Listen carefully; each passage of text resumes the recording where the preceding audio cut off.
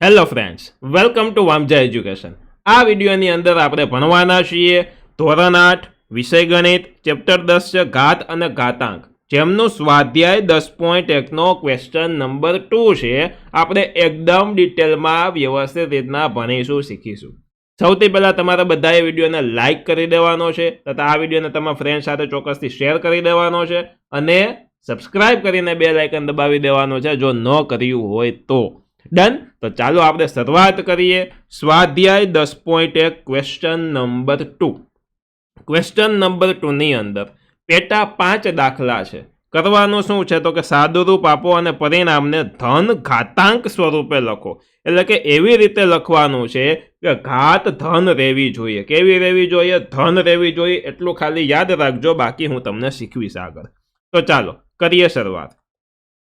શું છે તો કે અહીંયા એક સંખ્યા છે, અહીંયા બીજી સંખ્યા છે અને ભાગાકાર કરવાનું છે. અને મેં તમને થિયરીના વિડીયોમાં શીખવ્યું હતું કે આને આધાર કહેવાય અને આ એની ઘાત થઈ ગઈ. આને આધાર કહેવાય અને આ એની ઘાત થઈ ગઈ. તો જ્યારે આધાર સરખો હોય, ભાગાકારની નિશાની હોય, તો ઘાતની કરી દેવાની બાદ બાકી. આધાર સરખો, ભાગાકારની નિશાની, ઘાતની બાદ બાકી, એવું શીખવ્યું હતું, યાદ હોય તો. બરોબર, ન શીખવ્યું તો આવડી ગયું. હવે ડન છે. ચાલો વધીએ આગળ. શું કરીશું તો કે આધાર સરખો છે તો એ આધાર લખી લઉં, વચ્ચે ભાગાકારની નિશાની છે તો સિમ્પલ આ જે ઘાત છે તેની બાદ બાકી કરું. તો ઘાત છે આપણી 5 અને માઇનસ કરું 8. પહેલામાંથી જ બીજું બાદ કરવાનું, મોટામાંથી નાનું એવું નહીં હો, પહેલામાંથી બીજું બાદ કરવાનું. ચાલો નેક્સ્ટ આપણે શું કરીશું તો કે જોજો, 5માંથી 8 બાદ કરો તો -3 થાય, એટલે -4 ની -3 ઘાત થાય. હવે આપણને અહીંયા એવું કીધું છે કે ધન ઘાતાંક સ્વરૂપે લખો. એટલે નિયમ એવો કીધો છે કે ઘાત હંમેશા પ્લસ જ હોવી જોઈએ, માઇનસ ચાલશે નહીં. તો ક્વેશ્ચન 1માં અને થિયરીમાં એક વસ્તુ શીખા કે કોઈની દાખલા તરીકે માઇનસ ઘાત હોય તો એને ધન કરવી હોય તો એના વ્યસ્ત કરી દઈ, એટલે કે એકના છેદમાં લખી દઈ તો એ માઇનસ ઘાત હોય તો પ્લસ ઘાત થઈ જાય. તો જો હું આ વસ્તુને એકના છેદમાં લખી દઉં તો -4 ની જે -3 ઘાત છે એની જગ્યાએ +3 ઘાત થઈ જાય. આ માઇનસ છે એ માઇનસ એમને એમ રહીએ. આ આખો અંક જ છે એક જાતનો -4 એમ વિચારવાનો, પરંતુ ઘાત માઇનસ હોય તો ધન થઈ જાય. તો આ જે આવ્યો તો આ જવાબમાં તમે જોવો જોઈએ કે અહીંયા 3 છે ધન ઘાત છે, તો કે હા, તો રેડી, આ આપણો આવી ગયો જવાબ. હવે -4 નો ઘન કરવાની જરૂર નથી, આ જ છે આપણો જવાબ, કારણ કે ધન ઘાતાંક સ્વરૂપે દર્શાવવાનું છે. એટલે ઘાત ધન આવે ને આપણે સ્ટોપ કરી દેવાનું છે. ચાલો નેક્સ્ટ સેકન્ડ જોવો જોઈએ. એક બીજી વસ્તુ એવી શીખાતા, અહીંયા થોડોક આ નિયમે હું લખી દઉં છું એટલે તમને યાદ રહે કે જ્યારે એક આધાર સરખો હોય અને આધાર સરખો હોય, ભાગાકારની નિશાની હોય તો ઘાતોની કરી દેવાની બાદ બાકી. શું કરી દેવાનું? બાદ બાકી. એટલે મેં લખી દીધું છે, તમે વાંચતા હોય તો તમને ખ્યાલ આવે. ડન છે આમાંથી. ચાલો નેક્સ્ટ જોવો જોઈએ. આમાં શું કરીશું તો કે આપણે એવું શીખાતા કે એના છેદમાં બી હોય અને આખા કાઉન્સની n ઘાત હોય તો આ n ઘાત એને અલગ લાગી શકે ને બીને અલગ લાગી શકે. એટલે કહેવાનો મતલબ એ કે એની n ઘાત ના છેદમાં બીની n ઘાત, આ રીતે આને લખી શકાય. ડન. તો આ 2 ઘાત છે, યા એકને સેપરેટ લાગે અને આ 2 ઘનને સેપરેટ લાગે. તમે કહેશો અહીંયા તો ઓલરેડી ઘાત છે. તો જો ઘાતનું એક આવી રીતની વસ્તુ છે. માની લો કે મેં 2 રાખ્યો તો મારો મિત્ર કે આને કોઈ ઘાત લગાડ, તો મેં કીધું 3, બરાબર, 2 ની 3 ઘાત. 2 ની 3 ઘાત કોઈ એક સંખ્યા જોઈ શકે. 2 × 2 × 2 કરો તો 2 2 4 ને 4 2 8. આ 2 ની 3 ઘાતનો મિનિંગ 8 થાય. કોઈ એમ કે આની હજી મારે ઘાત લગાડવી છે 2 ઘાત, તો ચાલો 2 ઘાત. કોઈ એમ કે હજી મારે આની ઘાત લગાડવી છે 4 ઘાત, તો 4 ઘાત. તો આવી રીતના કોઈ સંખ્યાની મલ્ટિપલ જાજી બધી ઘાતો લગાડી શકાય. અને એક નિયમ છે કે ઘાતની ઘાતનો ગુણાકાર થાય, એટલે કે આ જેટલી ઘાતો છે એ બધાનો ગુણાકાર કરવાનો. એટલે કે 4 2 8 અને 8 તેરી 24, બરોબર. એટલે આનો અર્થ એવો થાય કે 2 ની 24 ઘાત, બરોબર. એટલે ઘાતની ઘાતનો ગુણાકાર, આ નિયમ તમે શીખા. અને કોઈ સંખ્યાની મલ્ટિપલ ઘાત રાખી શકાય એ વસ્તુ તમે શીખા. આમાં હું શું કરીશ, આ 2 ને 1 ની ઘાત બનાવી દઉં ચાલો, અને આ 2 છે એને આ સંખ્યાની ઘાત બનાવી દઉં. એ સંખ્યા એટલે કે 2 ની 3 ઘાત તો ઓલરેડી છે એની મારે ઘાત બનાવી દેવી છે એટલે આને કાઉન્સ કરી અને એની ઉપર પાછો હું ઘાત લખી દઉં. કયો નિયમનો યુઝ કર્યો અહીંયા હું લખી દઉં જેથી કરીને તમને ખ્યાલ આવે કે એના છેદમાં બીની આખા કાઉન્સની n ઘાત હોય તો આને એની n ઘાતના છેદમાં બીની n ઘાતના ફોર્મમાં લખી શકાય, સ્વરૂપમાં લખી શકાય. ચાલો નેક્સ્ટ. હવે શું કરીશું? 1નો વર્ગ થાય 1. મેં શીખવ્યું એમ કે ઘાતની ઘાતનો ગુણાકાર થાય તો 3 2 કેટલા થાય? 6 થાય. એટલે કે 2ની 6 ઘાત. કયો નિયમનો અહીંયા યુઝ કર્યો? તો કે ઘાતની ઘાતનો ગુણાકાર એની m ઘાત અને એની n ઘાત હોય તો આને એની m ગુણ્યા n સ્વરૂપે આપણે લખી શકીએ. આમાં એક સ્ટેપ હજી મારે વધારવું હોય તો હું વધારી શકું. કેવી રીતના? મેં કીધું ઘાતની ઘાતનો ગુણાકાર થાય તો 3 ગુણ્યા 2 થાય. તો હું આવી રીતના લખું 3 ગુણ્યા 2 અને પછી નેક્સ્ટ સ્ટેપની અંદર હું 2ની 6 ઘાત આવી રીતના પણ લખી શકું. તો આ આવી ગયો આપણો જવાબ, રાઈટ આન્સર. બહુ ઇઝી છે, બહુ સહેલું છે. ડન છે. ધીમે ધીમે શીખતું જવાનું, બધું જ આવડી જશે. જ્યારે તમને મેથ્સમાં એમ થાય કે મને બીક લાગે છે મેથ્સમાં કંઈ સમજાતું નથી, બરાબર, મેથ્સ જોઈને મારું મગજ ફરવા માંડે છે, તો વામજા એજ્યુકેશનનો મારો વિડીયો જોઈ લેવાનો. મેથ્સ જોજો કેટલું સિમ્પલ કરી દઉં. ડન. ચાલો નેક્સ્ટ. ત્રીજું, -3ની 4 ઘાત ગુણ્યા 5ના છેદમાં 3ની 4 ઘાત. તો આનું સાદું રૂપ આપવાનું છે. તો કેવી રીતના આપણે સાદું રૂપ આપીશું? તો સૌથી પહેલાં એક વસ્તુ આમાં નોટિસ કરજો તમે, બેયની કેવી ઘાત છે? 4 ઘાત છે. તો આમાં એક વસ્તુ જોજો આવી રીતના કે એની m ઘાત હોય અને બીની m ઘાત હોય તો બેયની ઘાત સરખી હોય. કેવી હોય? બેયની ઘાત સરખી હોય. તો હું a ગુણ્યા b કરી અને ભેગી m ઘાત લખી શકું. શું કર્યું? જો આવું અત્યાર સુધી એવું કરતા હતા કે એની m ઘાત અને બીની આવી રીતના કરતા. ચાલો a ગુણ્યા b ની m ઘાત, તો આ m ઘાત હું એને આપી શકું અને b ને આપી શકું, એટલે એની m ઘાત ગુણ્યા b ની m ઘાત આવી રીતના લખી શકું.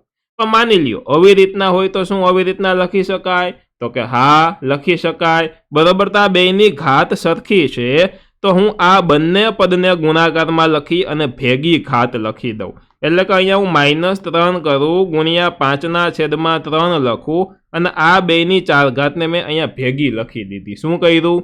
ભેગી લખી દીધી. કર્યું શું? તો કે અહીંયા એની m ઘાત છે, બીની m ઘાત છે, તો મેં આ a b નો ગુણાકાર કરી અને m ઘાતને ભેગી લખી દીધી. શું કર્યું? ભેગું લખી દીધું.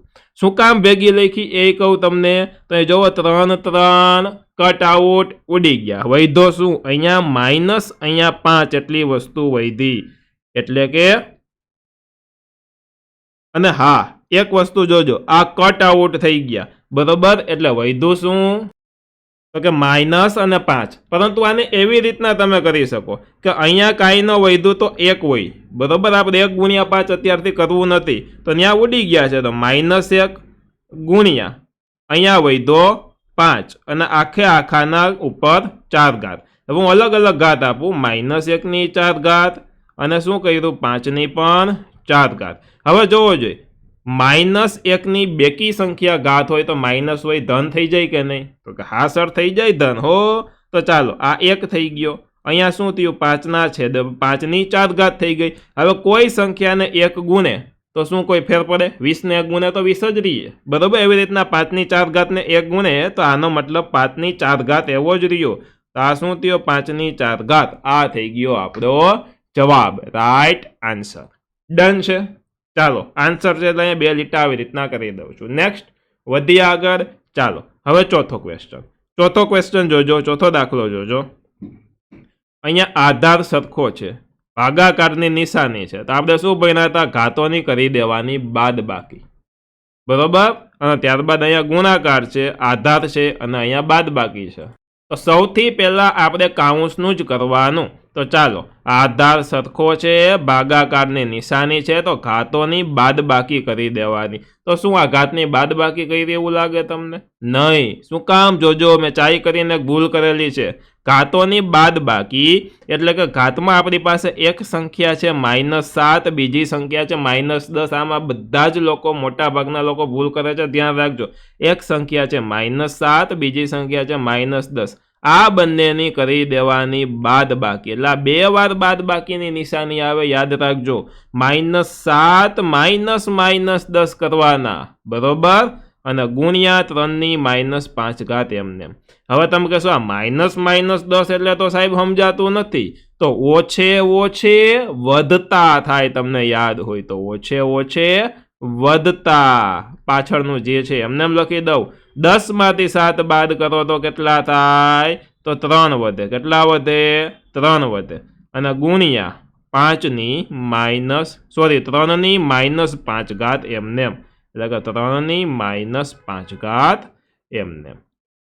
એક વસ્તુ કે અહીંયા આપણે કયા સૂત્રનો યુઝ કર્યો?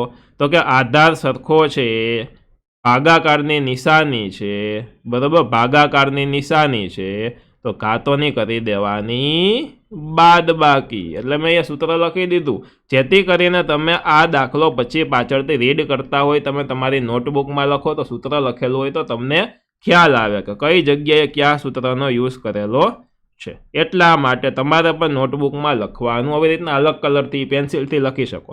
હવે જોજો, આધાર સરખો, બેયનો આધાર 3 છે, ગુણાકારની નિશાની, તો ઘાતોનો સરવાળો. તો એક આંકડો છે 3, બીજો આંકડો છે -5, અને આ બંનેનો કરવાનો સરવાળો. ડન. ચાલો, તો આધાર સરખો ગુણાકારની નિશાની, તો ઘાતનો કરી દેવાનો સરવાળો. વધતે ઓછે ઓછા થાય, એટલે કે 3 ની 3 -5, 3 -5 કરો તો થાય -2. કેટલી થાય? -2. સૂત્રનો યુઝ ક્યાં કર્યો? તો કે આ જગ્યાએ. શું કર્યો? તો કે આધાર સરખો ગુણાકારની નિશાની, તો ઘાતનો કર્યો છે ભાઈ અમે તો સરવાળો કર્યો છે. ડન. આ સૂત્રનો યુઝ કર્યો. હવે આપણને રકમમાં જ કીધું છે કે આપણે કોઈની ધન ઘાત આવે ત્યાં સુધી કરવાનું. તો જોવો જોઈએ આમાં જવાબમાં ધન ઘાત છે કે ઋણ છે? તો આ તો ઋણ ઘાત છે. તો માને ધન ઘાતમાં ફેરવવી હોય તો 1/છેદમાં લખવાનું. બહુ સિમ્પલ. ધન ઘાતમાં ફેરવવી હોય તો આને 1/3/2 આ રીતે લખું તો આ ધન ઘાત થઈ જાય. તો આ જે આવ્યો આ છે આપણો રાઈટ આન્સર, સાચો જવાબ. આ રીતે દાખલો થાય. લાગ્યું સહેલું? સહેલું જ છે. જો હજી કાંઈ કન્ફ્યુઝન હોય તો 1-2 વાર વિડીયોને રિપીટ કરીને તમારે જોઈ લેવાનો, કન્ફ્યુઝન દૂર થઈ જશે. ડન. ચાલો, 5મો દાખલો જોવો જોઈએ. આ બે આધાર ગણો, બેયની ઘાત કેવી છે? સરખી છે. જ્યારે ઘાત સરખી હોય ને ત્યારે ઘાતને કરી નાખવાની ભેગી, કાંઈ વિચારવાનું નહીં. અહીંયા 2 એમને રાખો, ગુણ્યા -7 એમને રાખો. ચાલો, અને આખાની ઉપર કાઉન્સ કરીને ઘાતને લખી દઉં ભેગી. શું કર્યું? અહીંયા સૂત્ર લખું છું કાઉન્સમાં કે માની લ્યો કે એની એમ ઘાત છે ગુણ્યા બીની એમ ઘાત છે, ઘાત સરખી છે, તો એ બીનો ગુણાકાર કરી અને ભેગી એમ ઘાત લખી નાખી. ડન. હવે અંદરનો ગુણાકાર કરી દઉં. 7 ગુણ્યા 2 14 થાય. કેટલા થાય? 14. અને વધતે ઓછે ઓછા એટલે -14 થાય. જોજો, 7 2 14, વધતે ઓછે ઓછા એટલે -14, અને આખાની -3 એટલે આની -3. હવે આપણે અહીંયા માઇનસ હોય તો કોઈ પ્રોબ્લેમ નથી જવાબમાં, પરંતુ ઘાત ખાલી ધન હોવી જોઈએ. તો આ ઘાત ધન કરવા માટે આખાને હું છેદમાં લઈ જાઉં, એટલે 1/-14 ની 3 તો ઘાત ધન થઈ ગઈ. હા, આપણને પૂછ્યું છે જવાબ આવી ગયો. હા, તો અહીંયા આપણે સ્ટોપ કરીને આ થઈ ગયો આપણો આન્સર, આપણો જવાબ. બહુ સહેલું છે બાળકો. ચાલો, આગળ એક જરૂરી ઇન્ફોર્મેશન આપવાની છે. અહીંયા આપણો આ ક્વેશ્ચન પૂરો થઈ ગયો છે. પરંતુ જો તમે હજી સુધી વામજા એજ્યુકેશન એપ્લિકેશન ડાઉનલોડ નથી કરી પ્લે સ્ટોરમાં, તો ચોક્કસથી તમે વામજા એજ્યુકેશન એપ્લિકેશન પ્લે સ્ટોરમાંથી ડાઉનલોડ કરી લ્યો, તથા તેની અંદર લોગિન કરી લેવાનું છે. ફ્રી કોર્સિસ નામના ઓપ્શનમાં જઈને ત્યાં તમને બધા જ વિડીયો લાઇનસર મળી જશે. ત્યારબાદ કોર્સ ખરીદવો છે તો કોર્સિસ નામના ઓપ્શનમાં જઈને તમે કોર્સ ખરીદી શકો છો. અને કોર્સ ખરીદશો તો તમારું મેથ્સ છે તે ખૂબ સહેલું થઈ જશે, તેમાં ખૂબ સારું શીખવા મળશે તમને. અને લિંક નામના ઓપ્શનમાં જઈ અને તમે તમારા ધોરણના વોટ્સએપ ગ્રુપમાં જોઈન થઈ શકો છો. તો આ વિડીયોમાં આટલું જ રાખીએ છીએ. સૌથી પહેલાં તમારા બધાએ વિડીયોને લાઇક કરી દેવાનો છે, તમારા ફ્રેન્ડ સાથે શેર કરી દો, સબસ્ક્રાઇબ નથી કરી તો સબસ્ક્રાઇબ કરીને બેલ આઇકન દબાવો. મળીએ છીએ નેક્સ્ટ વિડીયોમાં. ધન્યવાદ.